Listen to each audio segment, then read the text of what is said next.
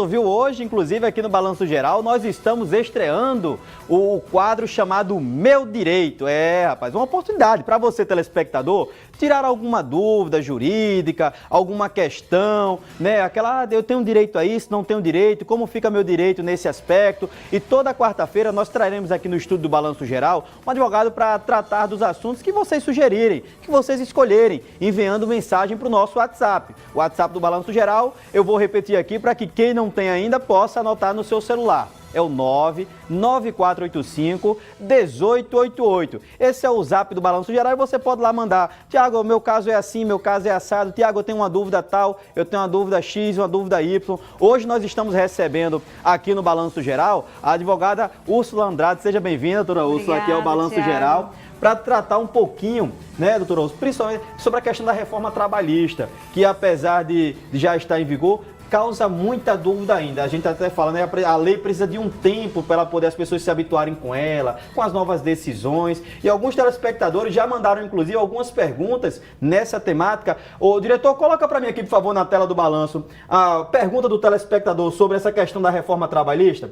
Olha só, mandou aqui o contato. Quero saber se ainda é necessário a homologação da rescisão do contrato de trabalho no sindicato. É porque, essa é outra questão, né? Porque o sindicato, algumas pessoas dizem que se fragilizou com essa reforma, outros dizem que não. Então, quando é feita a demissão, a rescisão contratual, o trabalhador ainda precisa ir lá pegar o ok do sindicato? Não.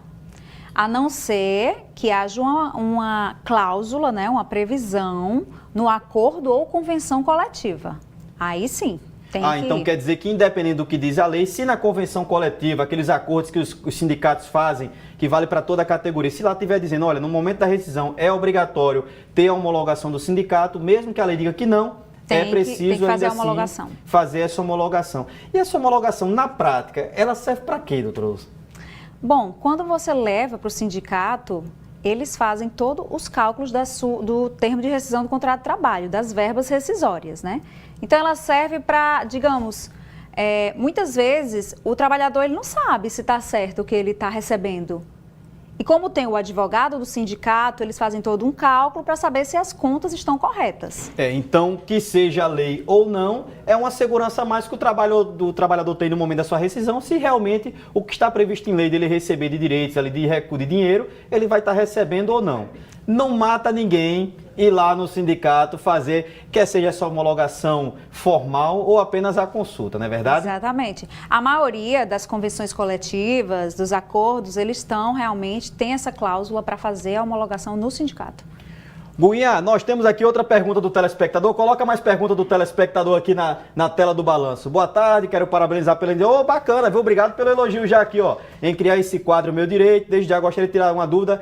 A rescisão em comum acordo, ela só está válida para os contratos novos ou também para os antigos? Isso é uma novidade, né, previsto nessa nova lei. E ele quer saber se, para aqueles contratos que já estavam vigentes antes mesmo da nova lei, eles recebem também, eles são incluídos também nessa questão da rescisão do comum acordo. E se a empresa estiver em dificuldade, se ela pode dar uma rescisão parcelada para os contratos antigos em comum acordo. A empresa é de serviços. Grato pela atenção. Para a gente aqui alinhar a pergunta, a primeira delas, a questão da rescisão em comum, que é uma novidade nessa legislação, em comum acordo.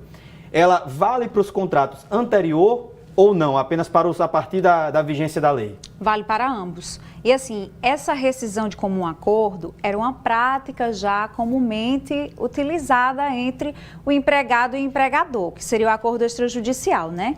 Aquela velha máxima que o empregado ele quer pedir demissão, mas não pede por causa dos direitos que ia perder, fazia um acordo extrajudicial, as casadinhas com o empregador, e daí ele recebia as verbas rescisórias, FGTS, mas aí, em contrapartida, ele devolvia os 40% para o empregador. Que era o valor da multa que o empregador tinha que pagar para ele poder liberar o FGTS. Isso era um acordo feito, digamos que era fraudulento, né? Mas era muito comumente feito esse tipo de acordo. O que é que aconteceu? Isso é ilegal perante a Justiça do Trabalho. Era e continua sendo ilegal.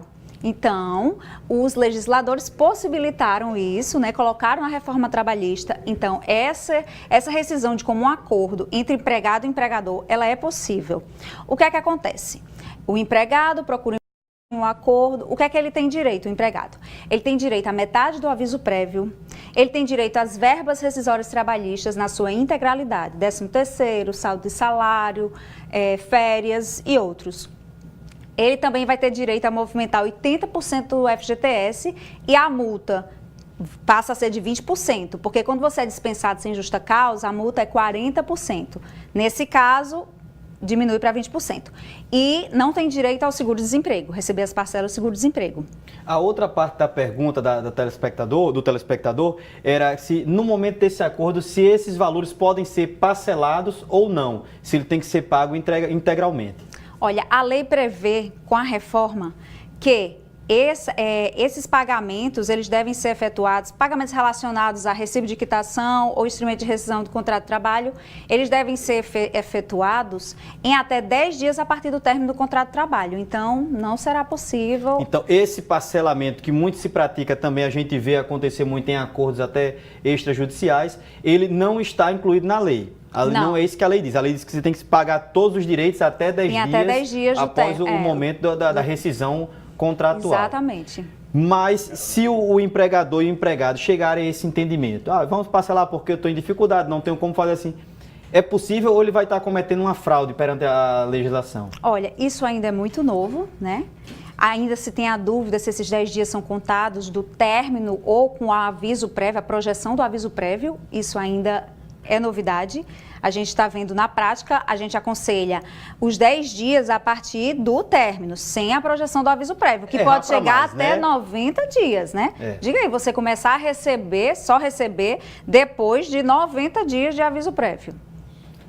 Guguinha, tem mais perguntas do telespectador. Eu gostei porque o pessoal interagiu bastante, viu? Mandou umas perguntinhas pro WhatsApp. Bacana, rapaz, pra gente tirar umas dúvidas aqui. Dúvidas até que às vezes é minha, da própria equipe aqui da TV Tropical também e acaba calhando muito. Olha só, bom dia. Como fica a questão da hora extra depois dessa reforma? Como fica a negociação das folgas, né? Isso também foi uma coisa que mudou bastante com essa legislação. Agora, quem trabalha além do seu expediente, como é que recebe a hora extra? Aquela troca de, não, você trabalhou, é banco de hora ou você vai ser dispensado de um dia de serviço, enfim, como é que está funcionando isso hoje, na prática, com a lei nova? Bom, essa compensação de jornada, ela se tornou mais flexível após a reforma trabalhista. Já acontecia, havia duas possibilidades, que era o banco de horas, né, que era negociado diretamente com o sindicato, e a compensação diretamente com o empregado. Só que eram possibilidades restritas.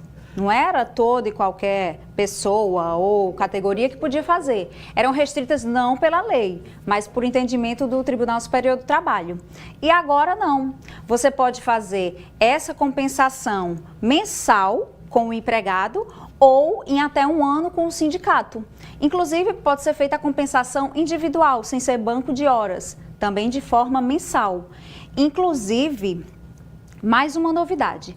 Eu tenho uma CTPS assinada, carteira de trabalho assinada, mas eu não tenho contrato assinado. Vai poder também compensar essa jornada.